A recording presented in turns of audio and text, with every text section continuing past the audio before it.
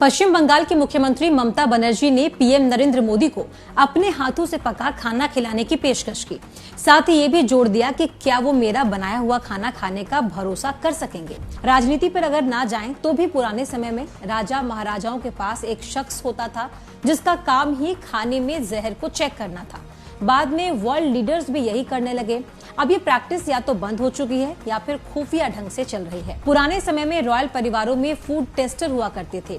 ये पूरा स्टाफ होता था जिसका काम राज परिवार के लिए बने खाने को चख कर ये साबित करना होता था कि उसमें किसी तरह का जहर तो नहीं है।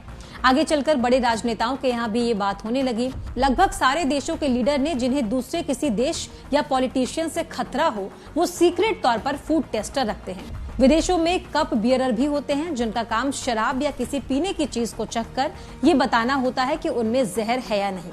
सवाल तो ये है कि क्या खाने में जहर का पता लगाया जा सकता है। देखिए, वैसे तो कई सारे जहर हैं जिन्हें खाने में मिलाया जाता रहा है। सारे जहर अलग अलग ढंग से काम करते हैं, लेकिन एक लक्षण सब में एक सा है। जहर मिला खाने के कुछ देर बाद ही उल्टियां होना।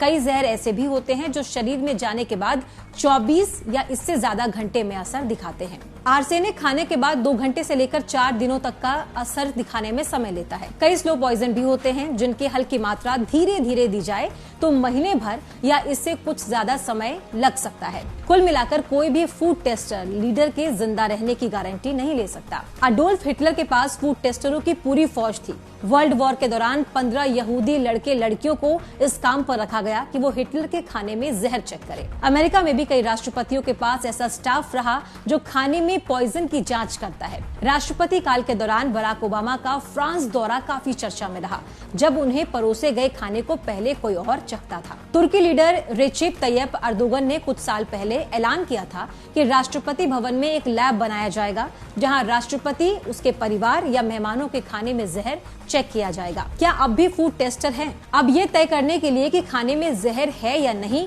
फूड टेस्टर नहीं रखे जाते, या ऐसा भी हो सकता है कि खुफिया तौर पर इन्हें रखा जाता होगा ताकि ह्यूमन राइट्स पर बवाल ना हो। कई बार ये भी होता है कि फूड टेस्टर को ही विरोधी खेमा साथ मिला ले। इस खतरे से बचने के लिए टेस्टर की पहचान अक्सर गुप्त रखी जाती है, सीक्रेट रखी जाती है। समय के साथ फूड टेस्टिंग प्रोफेशन अलग रूप ले चुका है। अब खाने का स्वाद जांचने के लिए टेस्टर होते हैं।